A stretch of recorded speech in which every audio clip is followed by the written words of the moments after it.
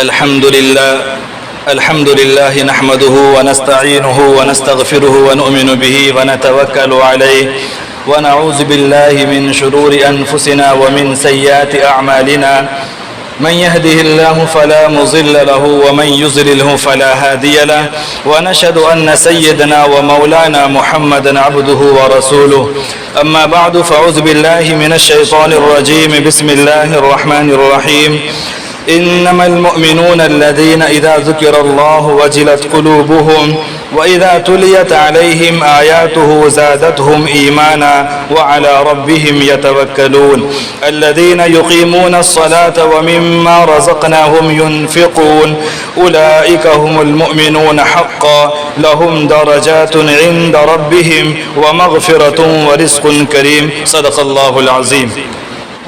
اللہ تبارک و تعالیٰ نے تمام انسانوں کو جتنی بھی نعمتیں عطا کی ہے، ان تمام نعمتوں میں جو نعمت سب سے اہم ہے، سب سے بڑی اہمیت کا حامل ہے، اسے ہم ایمان کہتے ہیں.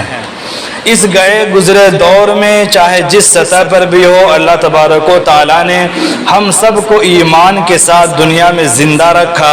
اس پر اللہ کا شکر ادا کرنا چاہیے. ایمان والوں کی کچھ بنیادی صفات ہیں.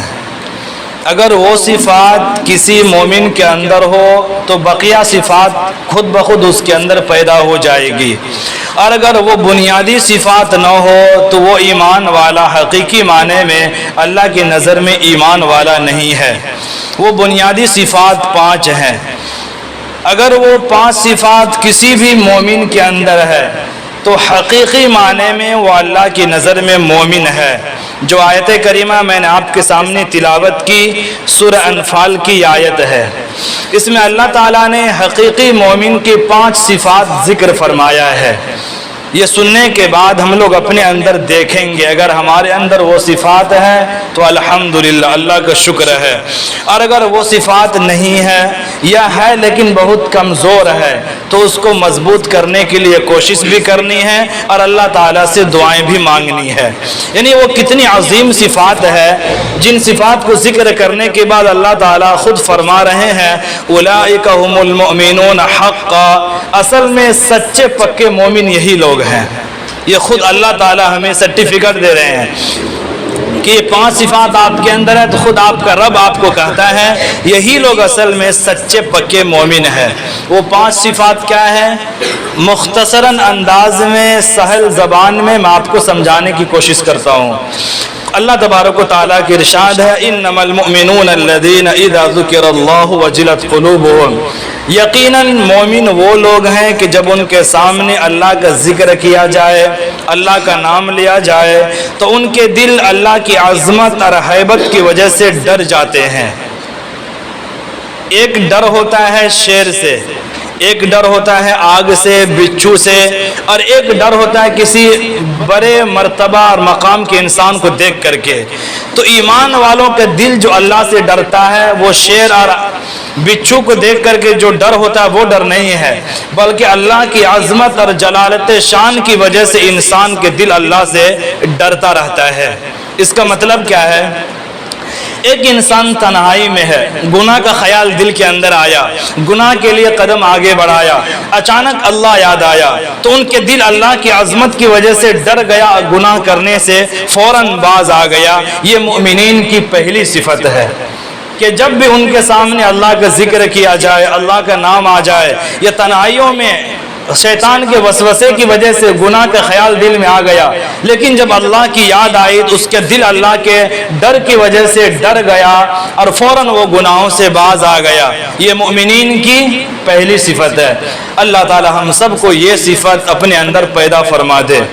صحابہ کرام کے زمانے میں جو عام انسان ہوتے تھے اس کے اندر بھی یہ صفت اعلیٰ درجے کی پائی جاتی تھی. جو خاص صحابہ کرام ہیں جن کا نام تاریخ میں ہے وہ تو ہے، لیکن ایک عام صحابہ جو جنگلوں میں زندگی بسر کر رہے ہیں، جن کے نبی کے مجلس میں آنا جانا زیادہ نہیں ہے، دین کے معاملے میں زیادہ قربانی نہیں ہے، لیکن وہ ایک عام انسان نبی کے زمانے کا ہے.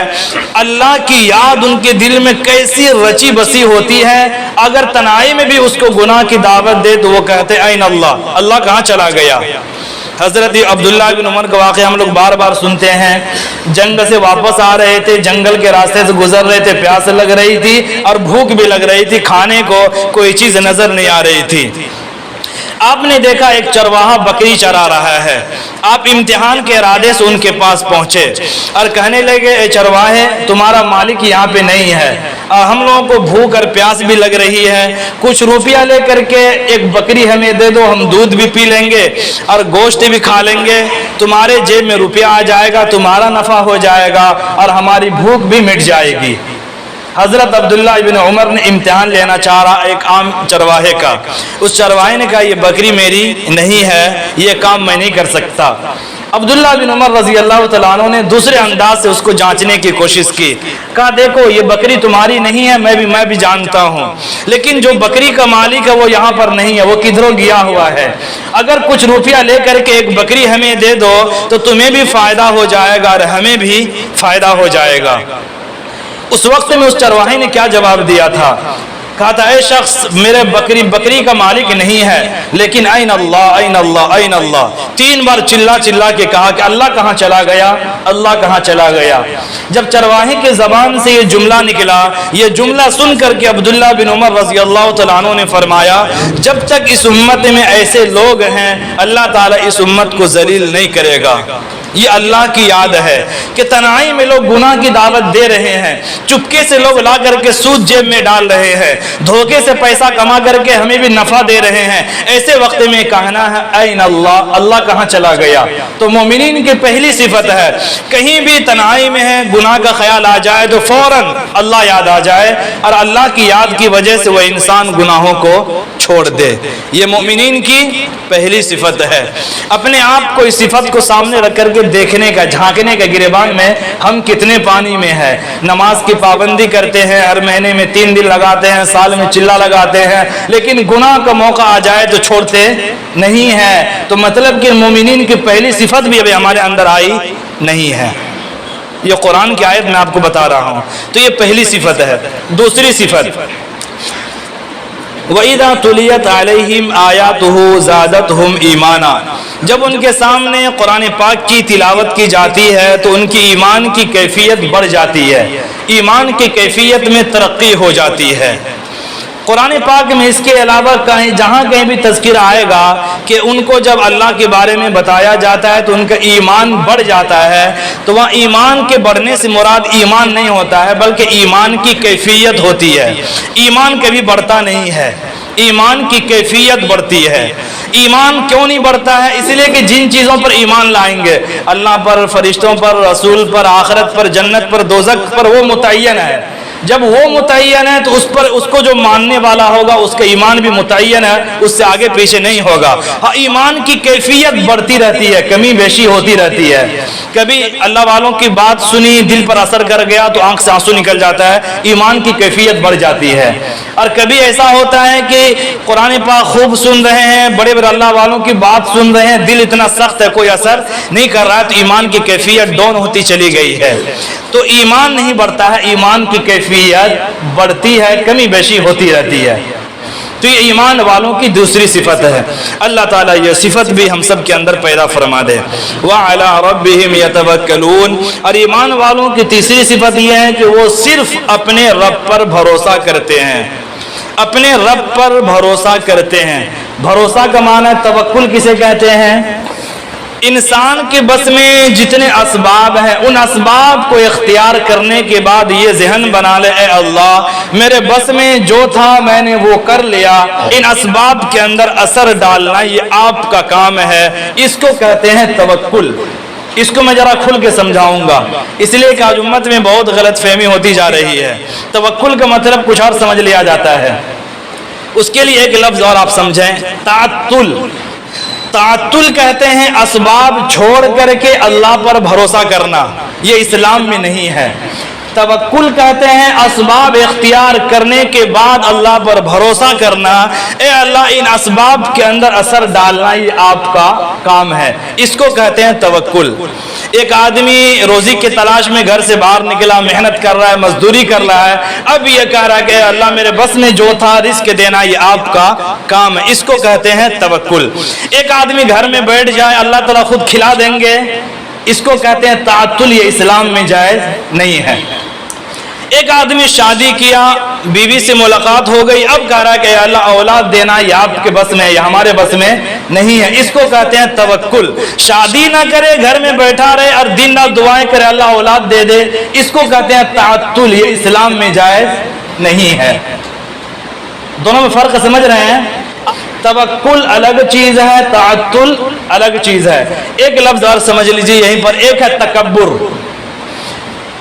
اب تینوں سمجھیں گے تو آپ کا ذہن فریش ہوگا.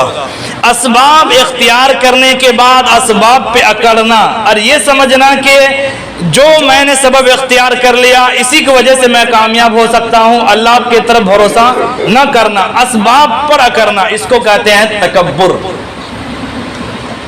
قارون کا کیا جرم تھا؟ قارون کو لوگوں نے سمجھایا وَأَحْسِن كَمَا أَحْسَنَ اللَّهُ إِلَيْكَ, اللہ نے تمہیں اتنی زیادہ دولت دی ہے تو تم بھی لوگوں پہ خرچہ کرو, احسان کرو. تو قارون کا کیا جواب تھا؟ قَالَ إِنَّمَا أُوتِيتُهُ عَلَى عِلْمٍ عِنْدِي, میرے پاس جو دولت ہے یہ میری محنت کا نتیجہ ہے, کسی نے مجھے دیا نہیں ہے. وہ دولت پہ اکڑ گیا تو اس کا انجام کیا ہوا؟ فَخَسَفْنَا بِهِ وَبِدَارِهِ الْأَرْضِ, اللہ کا ارشاد ہے کہ ہم نے قارون کو ان کی دولت سمیت, عمارت سمیت ہم نے زمین میں اسے دھسا دیا. تو اسباب پر اکڑنا یہ تکبر, یہ مومنین کی شان نہیں ہے. اسباب چھوڑ کر کے اللہ پر بھروسہ کرنا یہ تعطل, یہ مومن کی شان نہیں ہے. اسباب اختیار کر کے نتیجہ اللہ پر چھوڑ دینا اس کو کہتے ہیں توکل, یہ ایمان والوں کی شان ہے. تو ایمان والوں کی تیسری صفت ہے وَعَلَىٰ رَبِّهِمْ يَتَوَكَّلُونَ, کہ وہ لوگ صرف اپنے رب پر بھروسہ کرتے ہیں. یعنی ہمارے بس میں جو ہے پہلے ہم وہ اختیار کریں, اس کے بعد اللہ سے دعا کریں کہ یا اللہ میرے بس میں جو تھا میں نے وہ کیا, ان اسباب میں اثر ڈالنا یہ آپ کا کام ہے. یہ ایمان والوں کی تیسری صفت. ایمان والوں کی چوتھی صفت کیا ہے؟ الذین یقیمون الصلاۃ, ایمان والے وہ ہیں جو نماز کو قائم کرتے ہیں. ایک ہے نماز کا پڑھنا, ایک ہے نماز کو قائم کرنا. یہاں لفظ ہے یقیم, عربی لفظ ہے یہ اقام یقیم اقامتن, سیدھا کھڑا کر دینا, یہ لفظی معنی ہے. نماز پڑھنا الگ ہے, قائم کرنا وہ الگ ہے. نماز کی جتنی فضیلتیں اللہ نے قرآن میں بیان فرمائی, یہ نبی نے احادیث میں بیان فرمائی, وہ سب فضیلتیں نماز کو قائم کرنے پر ہے, نماز پڑھنے پر نہیں ہے. وہ نماز قائم کرنے پر ہے کہ نماز ہوگی تو آپ برائی سے بچیں گے, نماز ہوگی تو وہ نماز آخرت میں نجات کا ذریعہ بنے گی. تو نماز کو قائم کرنا الگ ہے, پڑھنا الگ ہے. قائم کرنا کیا ہے؟ تمام سنن, آداب, مستحبات کی رعایت کرتے ہوئے سکون کے ساتھ اللہ کے سامنے کھڑا ہونا, سکون سے قرات کرنا, رکوع کرنا, سجدہ کرنا, اطمینان کے ساتھ نماز ادا کرنا, اس کو کہتے ہیں اقامت صلاۃ, نماز قائم کرنا. ایک حدیث ہے, اللہ کے نبی صلی اللہ علیہ وسلم نے فرمایا اذا احسن الرجل الصلاۃ, جب انسان اچھے انداز میں نماز پڑھتا ہے, فاتم رکوعها وسجودها, رکوع کو اطمینان سے ادا کرتا ہے, سجدے کو اطمینان سے ادا کرتا ہے, قالت الصلاۃ, تو وہ نماز کہتی ہے حفظک اللہ کما حفظتنی, اللہ تعالیٰ تمہاری اسی طرح حفاظت فرمائے جیسا کہ تو نے میری حفاظت فرمائی. یہ اقامت صلاۃ کے مطلب. حدیث کا آخری جملہ ہے وَإِذَا أَسَاءَ الصَّلَاةَ, کوئی آدمی برے طریقے سے نماز کو پڑھتا ہے, نہ رکوع سجدہ اطمینان سے ادا نہیں کرتا, قرات اچھے انداز میں نہیں کرتا ہے, تو نماز اس کو بد دعا دیتی ہے. ضَيَّعَكَ اللَّهُ كَمَا ضَيَّعْتَنِي, اللہ تعالیٰ تمہیں اسی طرح ہلاک و برباد کر دے جس طرح تو نے مجھے ضائع کیا ہے. پھر حدیث پاک میں ہے فَتُلَفُّ كَمَا يُلَفُّ ثَوْبُ الْخَلَقِ, پھر ان کی نماز پرانے کپڑے میں لپیٹ کر کے نمازی کے چہرے پر مار دی جاتی ہے. اللہ کو ایسی نماز کی ضرورت نہیں ہے.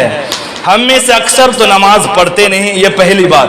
دوسری بات، جو نماز پڑھتے ہیں اٹھ پٹانگ آئے، کسی سے سیکھنے کی ضرورت نہیں، پوچھنے کی ضرورت نہیں، اٹھ پٹانگ آئے 2-4 منٹ میں 8-10 رکعت پڑھے، یہاں سے چلے گئے، ایسی نماز پر اللہ کی طرف سے کوئی ثواب کا وعدہ نہیں ہے، یہ ذہن بنا لیجئے۔ ہم لوگوں کی عادت کیا ہے کہ دنیا کے تمام کام سیکھ کر کے کرتے ہیں، جب دین کی بات آ جائے تو جو ہمیں اچھا لگے گا وہ ہم کریں گے، اور جواب کیا دیں گے کہنے پر کہ اللہ دلوں کے ارادے کو اچھی طرح جاننے والا ہے۔ صرف دل کے ارادہ درست ہو تو اس پر ثواب نہیں ملے گا، طریقہ بھی درست ہو تو اس پر جا کر کے ثواب ملے گا۔ تو نماز بہت سب سیکھنے کی چیز ہے، حالانکہ قرآن کریم کے اندر ہر چیز کا بیان ہے، تمہارا کپڑا پاک ہونا چاہیے، تمہیں رکوع سجدہ کرنا چاہیے، قرآن میں سب ہے۔ لیکن جب نبی نے صحابہ کو نماز کی دعوت دی تو یہ نہیں فرمایا صلو کما نزل فی القرآن کہ نماز اس طرح پڑھو جس طرح قرآن میں اللہ نے بیان کیا، نہیں، بلکہ نبی نے کیا فرمایا صلو کما رأیتمونی اصلی، نماز اس طرح پڑھو جس طرح تم نے مجھے نماز پڑھتے ہوئے دیکھا ہے۔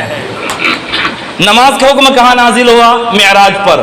اللہ کے نبی معراج پر گئے، اللہ نے آپ کو نماز گفٹ میں دیا۔ جب اللہ کے نبی معراج سے دنیا میں آئے 2 دن لگاتار حضرت جبرائیل کو اللہ بھیجا کہ جا کر کے نبی کو نماز سکھاؤ۔ نبی بھی خود نماز نہیں پڑھتے، جبرائیل کے ذریعے اللہ نے نبی کو نماز سکھایا، اور نبی نے امت کو بتایا کہ نماز اس طرح پڑھو جس طرح میں نماز پڑھتا ہوں۔ ہم میں سے اکثر کی نماز آج درست نہیں ہے، نماز پڑھیں گے نیت باندھے انگلی سے داڑھی میں خلال کر رہے ہیں، ایک پیر پہ جھول رہے ہیں، نیت باندھیں گے ہاتھ اوپر نیچے ہے، قرات کریں گے الحمدللہ پڑھیں گے وہ ہمیں درست نہیں ہے، نماز میں کچھ آگے پیچھے ہو گیا، اس میں سجدہ سہو کب کرنا ہے نہیں کرنا ہے، اکثر نمازی کو معلوم نہیں ہے۔ میرے بھائی ڈریے اللہ تعالیٰ سے کہ ایسا نہ ہو کہ 70 سال نماز پڑھے خدا کے دربار میں جائے، جب رجسٹر کھولا جائے تو نماز کے نام پر غیر حاضری درج ہو، آپ کہیں گے اے ربا میں نے تو 40 سال سے نماز مکمل پڑھی ہے تکبیر اولیٰ کے ساتھ، میں نے کوئی نماز چھوڑی نہیں۔ اللہ کی طرف سے جواب دیا جائے گا بندے تو نے نماز تو پڑھی تھی لیکن محمد کے طریقے پر تم نے نماز نہیں پڑھی تھی، اس لیے وہ نماز میرے نزدیک قابل قبول نہیں ہے۔ یہ ایمان والوں کی صفت اللہ بیان فرما رہے ہیں الذین یقیمون الصلاۃ، ایمان والوں کی شان یہ ہے وہ نماز کو قائم کرتے ہیں۔ تو نماز سیکھ کر کے پڑھنا ہے۔ نماز کے بارے میں بہت تفصیلی بات کرنی تھی، وقت نہیں ہے۔ آداب سنن مستحبات کی رعایت کر کے نماز پڑھنا۔ آذان ہو گئی، ہم مسجد آئے، ظہر کا وقت ہے، وقت باقی ہے 10-15 منٹ، تو مسجد میں آنے کے بعد بیٹھے نہیں، سب سے پہلے 2 رکعت تحیۃ المسجد پڑھ لیں، یہ مسجد میں آنے کے آداب میں سے ہیں۔ وقت باقی ہے تو 2 رکعت تحیۃ الوضو بھی پڑھ لیں۔ اب وقت باقی ہے تو ظہر کی 4 رکعت سنت موقدہ ادا کر لیں۔ مزاج ایسا بن گیا ہے کہ آنے کے بعد 15 منٹ باقی ہے تو تلاش کریں گے کوئی بات کرنے والا ساتھی مل جائے تو 15 منٹ بات کر کے ضائع کر دیں گے۔ اللہ کے بندے پوری صبح سے شام تک دولت کماتے ہیں، بات ہی کرتے ہیں، اذان ہوتی ہے 15 منٹ اس لیے خالص کر کے آئیں، کچھ سنت پڑھیں گے، کچھ مستحبات پڑھیں گے، آخرت کے لیے ذخیرہ جمع کریں گے۔ تو جب بھی مسجد میں آئے، فجر کے وقت میں جب آئیں گے تو 2 رکعت سنت موقدہ کے علاوہ کوئی اور نماز پڑھنا جائز نہیں ہے۔ تو اس وقت آ کر کے 2 رکعت پڑھ کے بیٹھ کر کے استغفار کرنے کا، درود پڑھنے کا۔ ظہر ہے، عصر ہے، عشاء ہے، ان 3 نمازوں میں اگر آپ اذان کے بعد آتے ہیں، وقت باقی ہے تو ظہر کی 4 رکعت، عشاء کی 4 رکعت، عصر کی 4 رکعت۔ آنے کے بعد مسجد میں بیٹھنے سے پہلے کھڑے کھڑا اگر 4 رکعت میں 3 نماز کی نیت کر لے، تینوں کا اللہ تعالیٰ ثواب دے دے گا۔ اسی میں آپ تحیۃ المسجد کی بھی نیت کر لیں، تحیۃ الوضو کی بھی نیت کر لیں، سنت کی بھی نیت کر لیں، 3 نیتوں کا ثواب ایک ہی نماز میں اللہ تعالیٰ آپ کو ادا کرے گا۔ یہ ہے سنن مستحبات کے ساتھ نماز کو قائم کرنا۔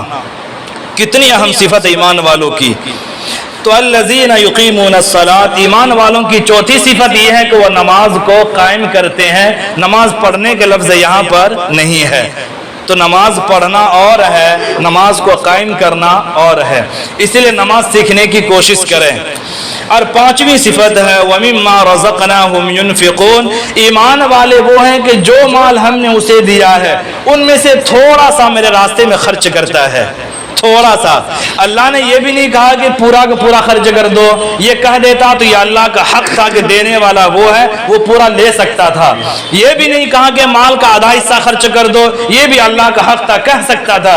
لیکن اللہ دیتا بھی ہے. پھر کتنا احسان کرتا ہے کہ تھوڑا سا میرے راستے میں دے دو.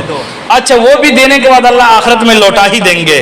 تو اللہ تعالیٰ فرما رہے کہ مومنین کی صفت یہ ہے کہ وہ اپنے مال میں سے تھوڑا سا میرے راستے میں خرچ کرتے ہیں. بال بچوں پر خرچ کریں گے اس میں بھی ثواب ہے. کوئی مانگنے والے غریب سائل آ جائے اس کو بھی دے دے, اس میں بھی ثواب ہے. مسجد میں کام چل رہا اس میں لگا دے, اس میں بھی ثواب ہے. مدرسے کے سفیر آتے ہیں رمضان کے مہینے میں, زکوٰۃ اس کو دے دیں, اس میں بھی ثواب ہے. تو ينفقون کے لفظ میں سب مال ہے, وہ زکوٰۃ کا مال ہو, عشر ہو, یہ غریب فقیر کے امداد کا مال ہو, سب مال اس میں شامل ہے. تو مومنین کی کتنی صفات ہو گئی؟ 5. اس کو دہرائیے پھر سے. نمبر 1, جب اللہ کی یاد آ جائے تو فوراً دل ڈر جاتا ہے, بندہ گناہ سے بچ جاتا ہے. نمبر 2, جب ان کے سامنے قرآن پاک کی تلاوت کی جائے تو ان کی ایمان کی کیفیت بڑھنے لگتی ہے. نمبر 3, اور وہ صرف اپنے رب پر بھروسہ کرتے ہیں. پہلے اسباب اختیار کرتے ہیں, گھر سے باہر مارکیٹ میں دکان کھولتے ہیں, اس پر بیٹھتے ہیں, پھر اللہ تعالیٰ سے دعا کرتے ہیں اے اللہ دکان کھولنا میرے بس میں تھا, گاہک بھیجنا یہ آپ کے بس میں ہے. چوتھی صفت, نماز کو قائم کرتے ہیں. اور 5ویں صفت یہ ہے کہ اللہ تعالیٰ نے جو مال اسے دیا ہے وہ اللہ کے راستے میں ان میں سے تھوڑا سا خرچ کرتا ہے. یہ 5 صفت ہیں. 5 صفت کو بیان کرنے کے بعد اللہ تعالیٰ آپ کو سرٹیفکیٹ دے رہا ہے, اولئک هم المؤمنون حقا, یہی لوگ اصل میں سچے پکے مومن ہیں. یہ تو سرٹیفکیٹ ہے. انعام کیا ہے اب آگے ہے, لہم درجات عند ربہم, ان کے رب کے پاس بڑے بڑے درجے ہیں ان لوگوں کے لیے. ومغفرۃ, مغفرت ہے, معافی ہے, بخشش ہے, جہنم سے آزادی ہے. ورزق کریم, اور پاکیزہ رزق ہے. یہاں پر ایک نقطے کی بات ہے کہ وہ جو 5 صفات ہے, 5 میں سے 3 صفات ایسی ہیں جن کا تعلق دل سے ہے. مثلا جب اللہ کی یاد آ جائے تو ان کے دل ڈر جاتے ہیں, تو ڈرنا کے تعلق دل سے ہے. جب ان کے سامنے قرآن کی تلاوت کی جائے تو ایمان کی کیفیت بڑھ جاتی ہے, تو ایمان کا تعلق دل سے ہے. اور وہ لوگ صرف رب پر بھروسہ کرتے ہیں تو بھروسہ دل سے ہوتا ہے. 3 صفات کا تعلق دل سے ہے تو اس کا جو انعام ہے وہ ہے لہم درجات عند ربہم. وہ 3 کے بدلے میں رب کے پاس بڑے بڑے درجے ہیں. یہ درجہ کا تعلق دل سے ہوتا ہے. ایک استاد ہے, ایک شاگرد ہے. استاد کی عمر اگرچہ چھوٹی ہو شاگرد کے مقابلے میں, لیکن درجہ کس کا بلند ہوتا ہے؟ استاد کا. تو درجہ کا تعلق عمر سے, قد و قامت سے نہیں ہے. وہ 3 صفات چونکہ دل سے تعلق رکھتی ہے اس لیے اس کا بدلہ بھی اللہ ایسے دیں گے جن کا تعلق دل سے ہے کہ درجہ ان کا بلند کریں گے. چوتھی صفت کا تعلق جسم سے ہے کہ نماز پڑھنا, نماز جسم پڑھتا ہے, دل نماز نہیں پڑھتا ہے. اٹھک بیٹھک کرتے ہیں جسم کے ذریعے, تو ان کے بدلے اللہ تعالیٰ جو دیں گے اس کا بھی تعلق جسم سے ہوگا. ایک بندہ نماز پڑھا, جسم کو گناہوں سے بچا کے رکھا, اللہ تعالیٰ اس جسم کو جہنم کی آگ سے آزاد کر کے معافی کا پروانہ اسے دے گا. اور 5ویں صفت اس کا تعلق مال سے ہے کہ وہ اپنے مال میں سے تھوڑا خرچ کرتے ہیں, تو جو اس کا بدلہ ہوگا آخرت میں اللہ تعالیٰ اس کا بدلہ بھی مال سے دے گا. پاکیزہ رزق اللہ تعالیٰ اس مومن بندے کو عطا کرے گا. تو یہ سورہ انفال کی آیت ہے جس میں اللہ تعالیٰ نے مومنین کی 5 صفات ذکر فرمائی ہے, اور اس کے بعد اللہ تعالیٰ نے 3 انعام بھی اسے دیا ہے. اللہ تبارک و تعالیٰ ہم تمام لوگوں کو اپنے اندر یہ صفات پیدا کرنے کی توفیق عطا فرمائے. وآخر الدعوانا ان الحمد للہ.